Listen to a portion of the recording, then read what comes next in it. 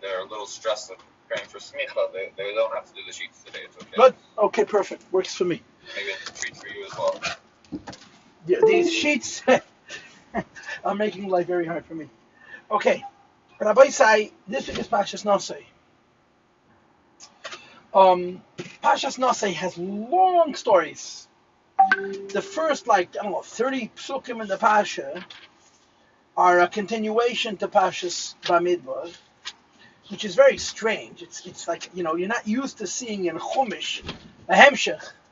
You start a Parsha in 1 week and it finishes about 30 psukim. The beginning of Parshas Nosei are a hemshech to Parshas Bamidbar. Now, starting from tomorrow's Chitas, the entire rest of the Parsha is 4 things: Shaita, Nazir, Birchas Kayanim, which is short, and then the Nesiim. In other words, Parshas Nosei is the largest Parsha in the Chumash, but because it's very big doesn't mean it discusses many things. It just discusses many things, a few things at great length. The exception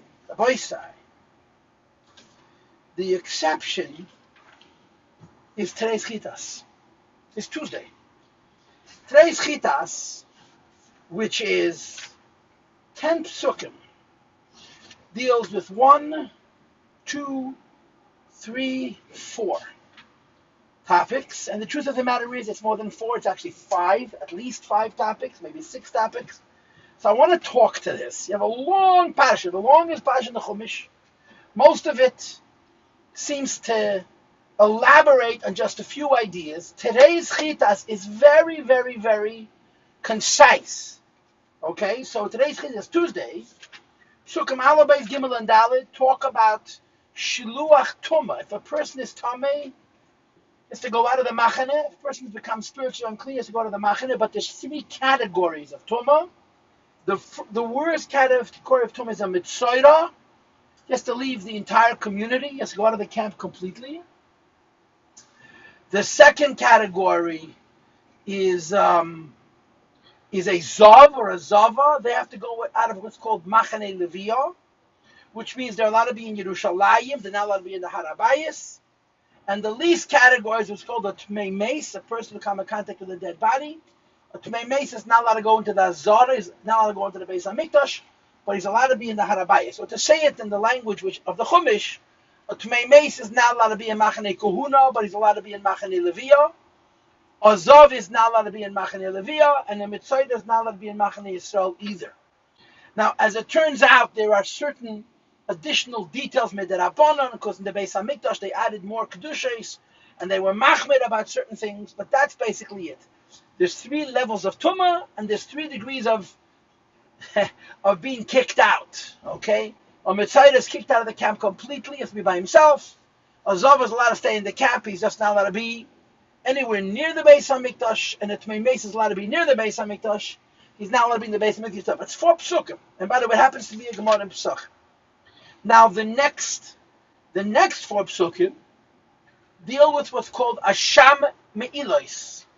Asham Me'ilos is Vayikra, that if a person uses, actually it's not Asham Me'ilos, it's Asham Gezeles, I'm sorry. If a person is involved in theft from somebody else, and he lies and he swore falsely, if you were involved in theft from somebody else, and you swore falsely, so the halacha is that when you admit, you have to pay what's called keren. You bring a carbon, it's called Hasham Gezeles, a special carbon, and you have to bring what's called keren v'chomish. You have to pay back what you stole, plus a fifth. And I told you guys recently, in Parshas Bahar, which was 2 weeks ago, that a fifth in halacha is 1/4 on top, 25% above what is, so it becomes a fifth with the chomish, as it were.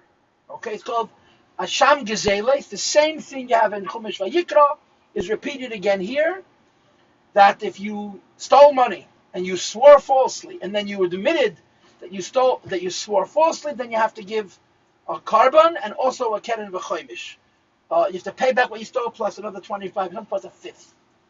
Now Rashi asks, why is it repeated again? If you have the whole parsha of Asham Gezelis and Vayikra. Why is it repeated again in Pashas Nosei? And Rashi says there's two things here which you didn't have before. Two things. Number one, the Hisvadu is Chatos. You have to admit. Number two, that if you're a Geir and you have no relatives and you stole, your money goes to the Kohen. Okay? Now I'm going to get back to this. This is what I'm going to be talking about in today's Parsha class. Now the last thing in this, the last two things are, Pasuk Tes speaks about Bikurim. Bikurim is a gift you have to bring, gift to the Kohen, but you have to bring it to the Beis HaMikdash. And what's unusual about Bikurim is this. If I have to give tzedakah to a Kohen or to a Levi, the rule of thumb is the Kohen is machzer acharei lebeis hagranis. The Kohen has to come and take it. I have to give many gifts. I have to give truma. I have to give trumas meiser. I have to give whatever it is, meiser rishon and meiser sheni and that all kinds of gifts. The Kohen who wants them and the Levi who wants them is to come to me and collect. The exception is Bikurim. Bikurim I have to bring to the Beis HaMikdash. That's Pasuk Tes. On the other hand, all the other matanes, all the other gifts that a person gives, the halacha is Ishes Kadosh of Layu. Ishes Kadosh of Layu means to say that all the tzedakah that I have to give, apitaira, I get to choose who to give it to. And if I don't want to give it to this coin, I can give it to a different coin. No coin has a right to come and say, give me your truma. The truma belongs to me. I can give it to whichever coin I wish. The exception, of course, is Bikurim. Because Bikurim has to be brought to the Beis HaMikdash, the kohen who's in charge in the Beis HaMikdash gets to take it. I don't get to determine which kohen it goes to. So Rabbi said, I just want to repeat myself again. Today's chitas is 10 psukim. In today's chitas you have 1, 2, 3, 4. Let's say 4 ideas. The first 4 psukim speak about a tamei going out of the machane. The next 4 psukim speak about what's called a sham gezelis. And it's repeated for 2 reasons. The first is the hisvadu, that in order to pay the keren v'chomish you have to admit. And the second is that if a person passes away and he has no relatives, in other words, if somebody stole from a geir and the geir died and he has no relatives, the money goes to the kohen. The third thing is that bikurim belong to the kohen who lives in the Beis HaMikdash. You don't get to choose which kohen you give it to. And the fourth thing is all other matanis, I get to choose which kohen I give them to. So I'm pointing this out for a real obvious reason. People who learn Pashas Nosei know what the Parsha is about, but many people don't know what these 10 psukim are about because there's so much detail, so much nuance. So I decided that I want to just point it out. Okay, what I want to talk about, the topic that I've chosen for today's Parsha class, is this whole idea of the Hisvadu. It's a mitzvah in the Torah to say Vidui. In English, Vidui means confession. For those who do not know, every single day, today we don't say it because it's the beginning of Sivan, Oshamnu, Bagadnu, Gazalnu, the Mandefi is called Vidui. Okay? After Vidui, we say Keler Achapayim, and then we say Dirgim Midas Arachim, and then we say David. That's called Tachanun. Tachanun means begging the Eibishter for Rachmonis. Vidui is a Shamnu Bagadnu, or Vidui is a Yom Kippur when we say Al Chet, Al Chet, Al Chet, Al Chet. Okay? Vidui means it's a mitzvah to confess. It's a mitzvah for a person to admit that they did something wrong. Here you have a very weird situation. I did something wrong.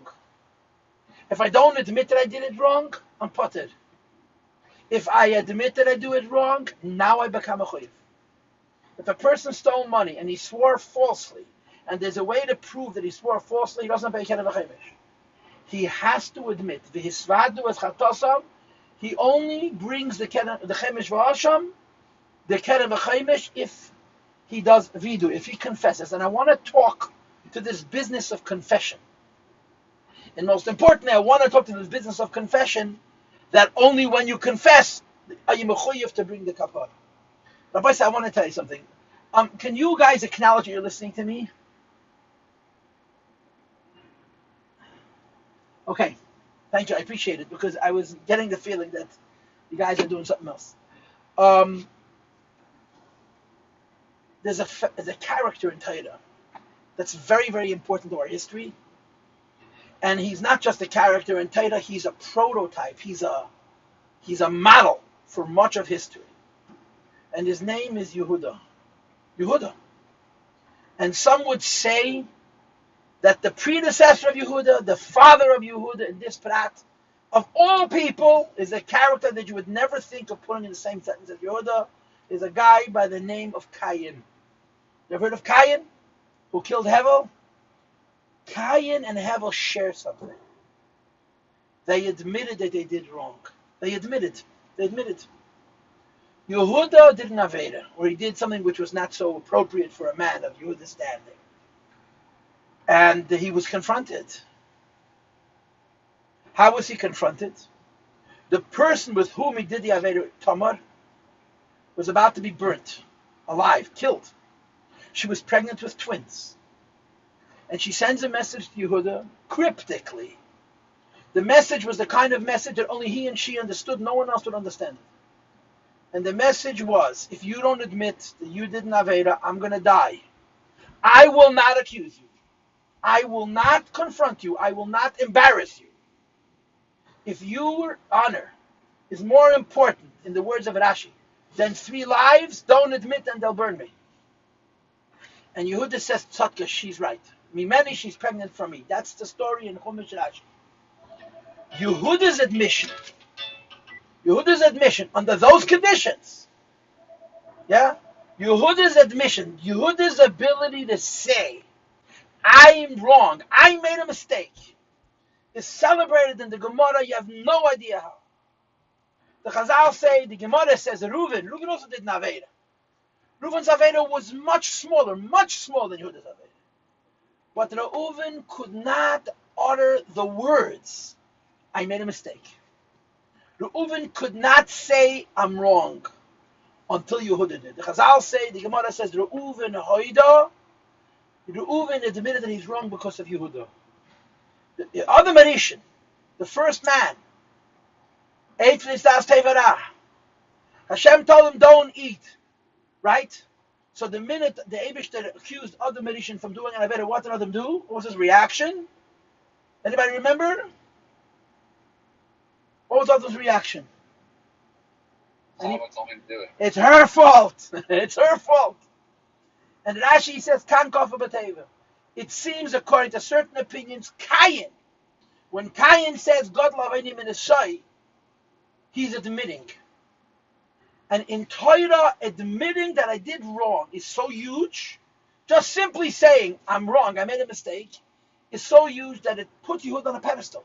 It's indicative, it's implicit, it seems. Yehuda was zeichet to be the Zayd of David HaMelech, not because of the mitzvah he did, but because he made a mistake, and he said, I'm wrong. I made a mistake, I'm wrong.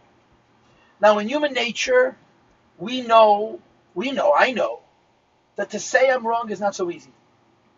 For some people, it's impossible. There are people on this earth who would die rather than say they made a mistake. They blame it on this one, they blame it on that one, they have explanations. In Torah, saying I sinned is huge. It's huge. Just being able to say I made a mistake is honored by the Torah in an extraordinary way, as represented by the story of Yehuda and the consequences of Yehuda. And I want you to know, Yehuda had a grandson whose name is David HaMelech. Now, I happen to be reading David HaMelech's writings right now. We read David HaMelech's writings every day, but I'm learning. I'm not just reading Kuf Yates, I'm learning Kuf Yates. Psalm Kuf Yates is the longest capital in Tehillim by far, and I'm teaching it, and I just today did Ois Samach. Tells you where I'm holding. After today, I have 7 letters left. Ayin Pei Tzaddik Kuf Reish Shin Tov. I did the first 15 letters of the Aleph Beis. For better or for worse, today we did Samach. And one of the things that you see in the Tehillim is that David HaMelech is able to say, I made a mistake. David HaMelech is able to say, I'm wrong. And the way the Torah honors a human being who's able to say, I'm wrong, is unbelievable. And one of the ultimate expressions of this phenomenon, which is called the Vidui, to admit that I made a mistake, is in today's Chitas. A person who admits that he did an Aveda pays more. If a person doesn't admit he did an Aveda, he pays less.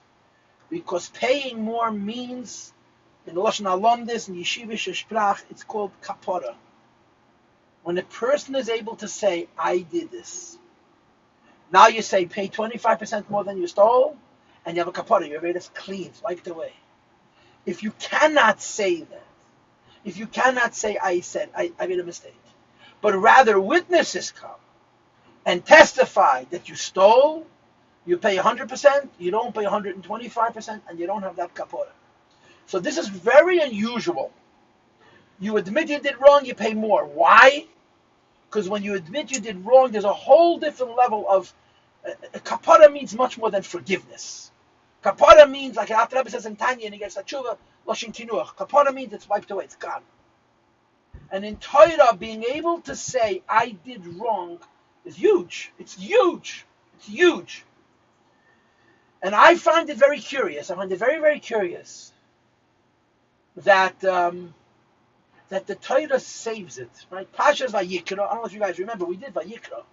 Parsha's Vayikra. I think we did Karbanos. Parsha's Vayikra about every single Karban, every one of them, except for a few. It's just a couple that are not included in Vayikra.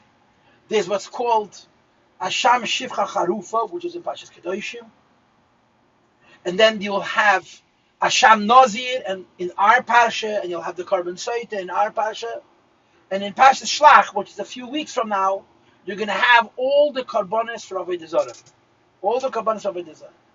But the exception of those few, Asham Shivcha Charufa, and Asham Nazir, and the Karbanos of a person who's even Aved of Avodah Zarah, and the Karban Soita, all the Karbanos are Vayikra, including this one, including Asham Gezelis. The Torah leaves out a detail of Asham Gezelis and waits till Parshas Naseh, a whole Chumash later, to tell you this detail. Parshas Vayikra deals with holiness. Parshas Bamidbar is not the same kind of Chumash. It doesn't deal with holiness. In Dafke and Parshas Bamidbar, you have this story of a person being able to say, I'm wrong. I did it. When a person says I'm wrong, and a person says I did it, they bring a more expensive carbon, and they have kapor. And I want you to know that according to the Rambam, according to the Halacha, from today's Chitas, we learn the mitzvah of Vidui. We learn the mitzvah of Vidui. It's a mitzvah sasei d'oraisa. It's a biblical commandment. It's a mitzvah in Torah. You just have to put on film and to keep Shabbos for a person to say with his mouth, I sinned. And of course, the halach is, Alter Rebbe brings it Nuchas Yom Kippurim. We read a generic nusach of Vidui. We say Ashamnu, Bagadnu, Gazalnu, and you'll notice that Ashamnu was an Aleph, Bagadnu was a Beis, Gazalnu was a Gimel, Dibanu Devi is a Daled, Heavy, and it was a Hey. You say a word that denotes sin from every single letter of the alphabet. Yom Kippur, we say Al-Chet. And when we say Al-Chet, we do two Aleph bases. The Einus Uberatzein, the Imut Tzadin. Rambam has only one Aleph base in his Al-Chet. Rambam's Al-Chet is half the size of ours. We say 44 Al-Chets. You say two Alephs, you say two bases. I'll take out a siddur. When we say Al-Chet on Yom Kippur, which we do 10 times during the course of Yom Kippur, so we say, those are two Alephs. That's two bases. That's two Gimels. So there's a mitzvah saseh for a person to confess. Now the halachas of confession are these. If I'm confessing by using a standard nusach, I can say it out loud. But let's say I know I did a particular aveda, a specific aveda, and I want to say it. Because when a person does an aveda, and they're able to say with their mouth, I did this aveda, it's an incredibly great act of Torah. Just for a person to admit, I did this thing wrong, is huge. Yehuda is rewarded till the end of time for admitting that he did something wrong. Okay, so the rule is this. If I'm reading a standard nusach of Vidui, I just say, Hashamdo Bagad Negazal, I can say it out loud. If I am confessing about a sin that I did that's distinctive, so this is the halacha. If it's bein adam lachavere, if I hurt another person, I have to confess to that person. I have to go to that person and say, listen, I wronged you, I hurt you, I cheated you, I lied to you. Sometimes they know about it, sometimes they don't. You have to go to that individual and you have to say, I did this wrong. If they don't want to forgive you, you have a halacha to take a few people and go 3 times and apologize. If they refuse to forgive you after 3 times, you're not mechuyev. If a person has died, a person has passed away, and you want to go to apologize to them, you take a minyan, you go to their grave, and you say, Kazais v'kazais asisi, I did this sin. It's called the Vidui. However, if it's a sin ben adam l'makom, if I did not aveda between man and God, whatever that sin is, if I am confessing, using my own words, nobody is allowed to hear. Let's say I was Machal Shabbos, or I ate treif, or some other aveda. The halacha is, if I'm reading a standard nusach aveda that everybody says, and of course I can say it out loud, but if I am confessing, if I'm admitting that I did something wrong, in my own words, nobody is allowed to hear. You know why? Because there's a presumption that if you do something wrong and you're able to confess in other people, you're laughing. You're desecrating, you're embarrassing the Eibishter by saying, it's not such a big deal.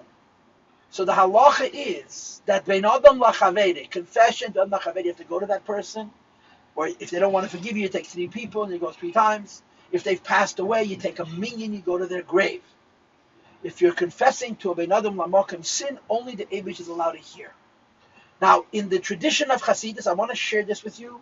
In the tradition of Hasidus, we have 2 sides to the coin. One side of the coin is this. It was a tradition by Hasidim that if a Chassid was developing a relationship with his Rebbe and he wasn't perfect, he would go into the Rebbe and he would tell the Rebbe his sins. He would confess to the Rebbe, with the understanding that the Rebbe would teach him how to do tshuva, number 1, and that by confessing to his Rebbe, he would likely not do it again. So even though you're not allowed to confess in front of another human being, Hasidim used to write in their notes of Vedas that they did, asking the Rebbe for a tshuva. And then, of course, there's the classic stories. I'm going to tell you 2 stories in light of this. The first happened by the Rebbe Rashab. A bocher went into the Rebbe Rashab to Yechidus, and he wrote on the note that he did a certain Aveda. And the Rebbe Rashab looked up at this bocher, and he said to the bocher, what did you do? So the bocher couldn't say it. He says, I wrote it in the note. So the Rebbe Rashab said to him a second time, tell me what you did. He says, I wrote it in the note. And the Rebbe said, tell me what you did, 4 or 5 times. Finally, the bocher told the Rebbe Rashab the Aveda that he did, and he fainted. Simply by saying it, it brought out of him an incredible ascendance of truth. That's one story. The second story happened with a man who I remember. His name was Reuven Dunin, Olav Shalom, and he told the story himself. He felt like the Rebbe had a very special relationship with him, and that the special relationship the Rebbe had with him was really for everybody. So his story goes like this. He came from a frum home, very frum home, and he totally fried out. Totally fried out. Really, seriously. And then he became a Baal Tshuva, a real Baal Tshuva. His mashpia was Reb Shlomo Chaim. The mashpia in Lud was a real emissary mashpia, Reb Shlomo Chaim. And Reb Shlomo Chaim told him that when he goes to the Rebbe, he should pay close attention to the first words out of the Rebbe's mouth. Because the first words out of the Rebbe's mouth are a lesson for his whole life. They're instructions for his life. He came to the Rebbe, he made an appointment, and he went into the Rebbe, and he had written in his letter that before he became frum again, he built Israel. He built the houses and the roads and the cities. So the Rebbe read his note, and the Rebbe looks up at him, and the first words out of the Rebbe's mouth, do you know how to drive a tractor? Heavy equipment, you know how to drive a tractor. Now, the question, do you know how to drive a tractor, to him, was asking him, do you have a tzelem around your neck? That's how he felt. Because the tractor represented all of the bad that he had run away from. The working, he says, I used to work 16-hour days, I'd work double shift, and then the whole night I would party. He lived a really freie life. And now he had done tshuva. He comes into the Rebbe. The first words out of the Rebbe's mouth, do you know how to drive a tractor? He was so shocked. He was so not expecting that, because to him the tractor was the antithesis of what he was trying to do, that he started to cry. He fell apart. So the Rebbe looks at him, And the Rebbe says to him in Yiddish, why did you come here? What are you doing here? Now, the question, why did you come here, is, I think, even more painful than do you know how to drive a tractor? What are you doing here? The Rebbe asked him, "Do you know how to drive a tractor?" He started crying. So the Rebbe's answer to his crying, why did you come here? So Reuven Dunin says, I read it in his writings, his own autobiography. I told the Rebbe every avera I ever did. I kept no secrets. I told the Rebbe everything I ever did wrong. And it's not an easy thing to do, to tell the Rebbe everything, to confess to anybody, let alone to a tzaddik, every avera I ever did. I told the Rebbe everything. He said, I kept no secrets. When I was finished, I said to the Rebbe, I came here, the Rebbe should teach me how to do tshuva. That's what he told the Rebbe. So the Rebbe looked at him, and the Rebbe said to him in Yiddish, first, you will acclimate yourself in a life of Torah and mitzvahs happily. Then we'll talk about tshuva. Früher wird man sich einordnen in Torah und mitzvahs besimcha v'tov leivov. Danach wird man trachten wegen tshuva, reden wegen tshuva. First, you will acclimate yourself in the yonam of Torah mitzvahs with joy and a good heart. Then we'll talk about tshuva. What happened? Reuven Dunin went back to Israel, and he moved to Haifa, and he spent his entire life driving a tractor. He became a construction worker, and because of his tractor, he had thousands of Balei Tshuva. The Rebbe asked him, remember his mashpia told him the first words out of the Rebbe's mouth, a lesson for your whole life.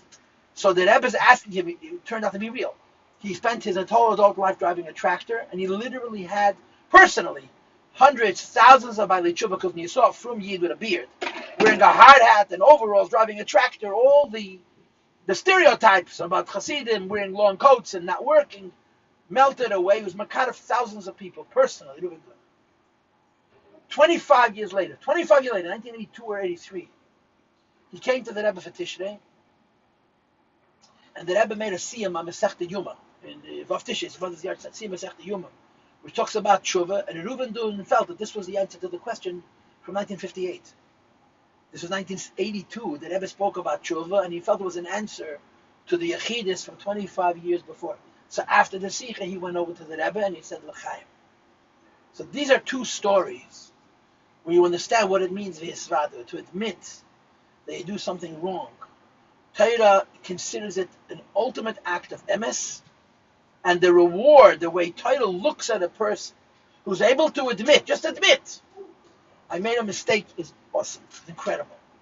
And like I said, the prototype is Yehuda and possibly Cain. But then there's another story. And Chavre, this you have to think about the other side of the story as well. A guy walked into the Frierdiker Rebbe, and he told the Frierdiker all of his averis. And when he walked out, the Frierdiker Rebbe says to his secretary, a guy walks in, tells me everything he ever did wrong, and he's not even embarrassed.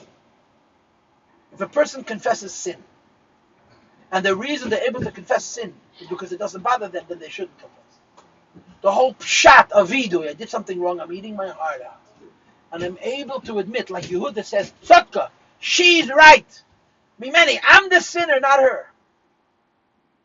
And it hurts. And you don't want to do it. Vidui is considered one of the greatest mitzvahs a person could do. And we say Vidui every day. When we say Tachanun, the first part of Tachanun is called Vidui, confession. Hashamnu, Bagadnu, Gazalnu. This is confession. And the Eibishter considers it huge for a human being to simply be able to say, I'm wrong. Now, of course, you know quite well that when you're wrong in your relationship with the Eibishter, I'm wrong is enough. When I'm wrong to another person, so first of all, when you're able, you should correct it. And second of all, you should say, I'm sorry. You hurt another person, sometimes you can't fix. A person has to learn how to say I'm wrong, and a person has to learn how to say I'm sorry.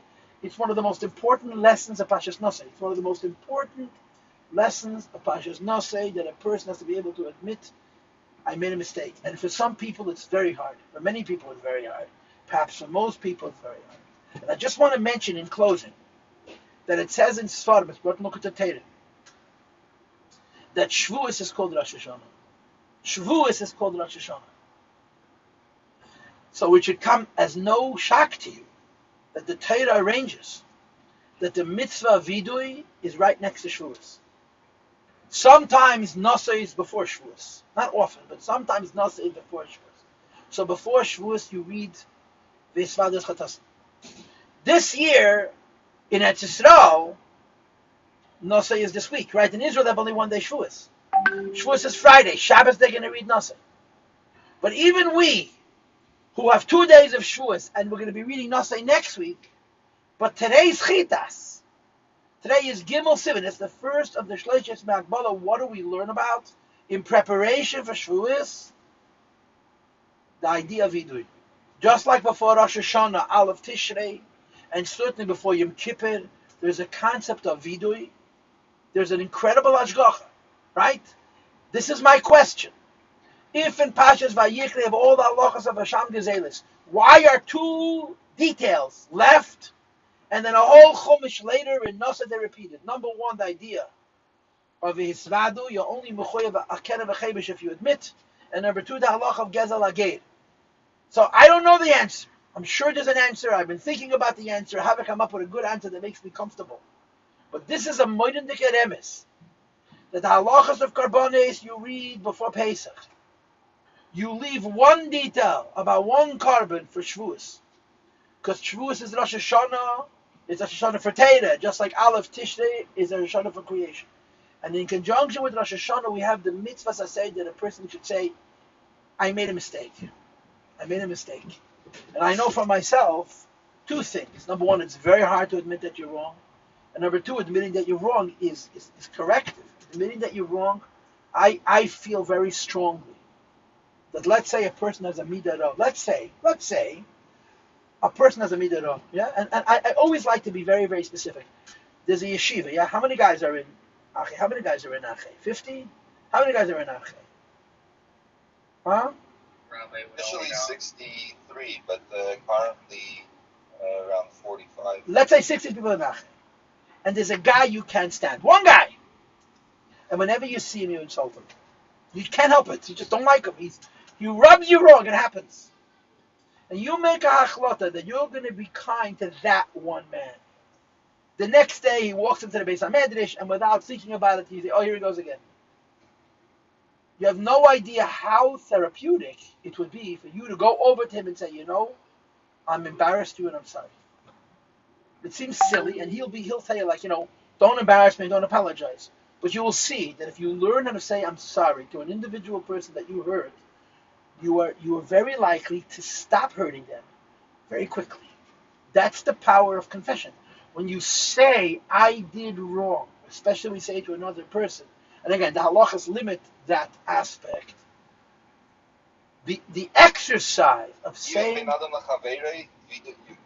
can't be misvadik. No, Ben Lachaveri, you have to. Ben Lachaveri, you have to.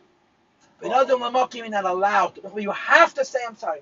Learning how to say I'm sorry to a person that we hurt and we insult is unbelievably helpful in not repeating the Aveira. And I think it's an incredible Ashgacha Pratis that this is our Parsha. I want you to know, every week I give a Parsha class. I've been giving Parsha classes for 30 years, and I find myself being a tape recorder. I always say the same things. And I'm really determined to find things in the Parsha which I've never spoken about.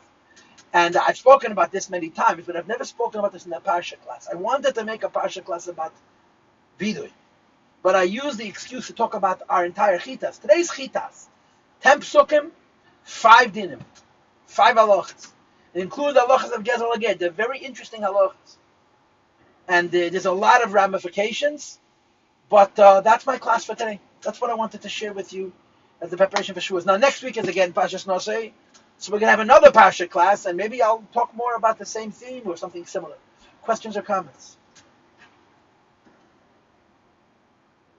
Ramel, do you have a question? Isn't it part of your idea of confession during Catholic way? You mean, isn't any credibility found in Catholicism taken from Judaism? And the answer is yes. Now, I'm very, what's the word? I'm disturbed by the reference. I'm disturbed. They say a joke that everybody used to steal Shlomo Kabach's music. Everybody stole Shlomo Kabach's music. He says, good, that's a compliment, yeah. One day, someone comes over to Shlomo Kabach, and he was singing Od Yishama. Od Yishama. He says, Shlomo, I see you also steal. Because Mordechai ben David saying Od Yishama. Now, it was Shlomo's song. Mordechai stole it, and then they're saying to Shlomo, you stole from Mordechai. So that's how I feel about your comment. You see, the thing about that religion, and I'm not even going to say the word, is that they have this notion of deifying man. Every galach by them is a god. And it ain't so. Ben Adam Lamakim, you don't confess to another human being, only to God. A Rebbe. But a real Rebbe, not someone who sits in the chair because there's a vacancy. The only person you're supposed to talk about your Avedas to and seek a tikkun tshuva, I mean, a mashpia is different, but Judaism does not believe in confessing to a man.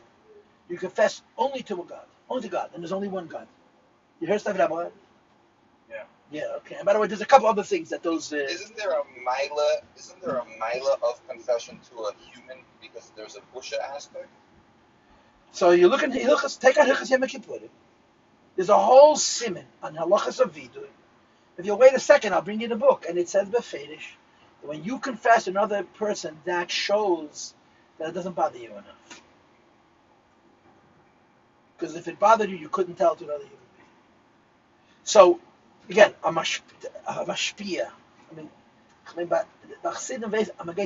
You don't go to mashpia. You go to a Rebbe, only a Rebbe. Because the Rebbe has no shaykhs to Avedis.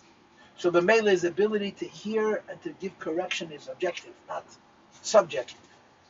But halacha does not encourage. That means someone shouldn't speak to his mashpia about what he's struggling with? Yeah, he absolutely should speak to his mashpia, but that's not confession. Confession is a different thing. Confession is, I'm sorry. Confession is different. Confession you do to the Eibishter. Now, Ben Adam Lachaveri Yemechuyev. Ben Adam Lachaveri Yemechuyev. Shall I show you the Alter Rebbe? You want me to tell you what Siman and Sif it is? You don't mind, yeah. Rebbe, do you guys want question and answers tomorrow instead of Maimer? Yeah. Yes. Well, you find it. Are Yes, definitely. Rabbi Paltiel. I The Wednesday. You have to first. I don't know if I can make it tomorrow. Okay, I'll see. I'll try. When do I have to let you know? I think you could.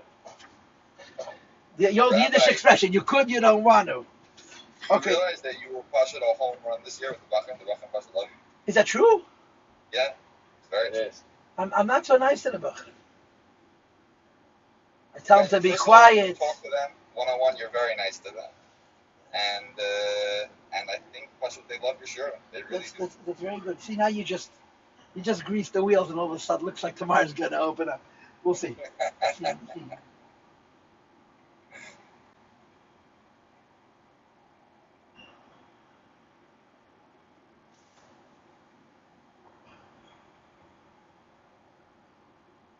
Yeah. Sure. Hold on one second.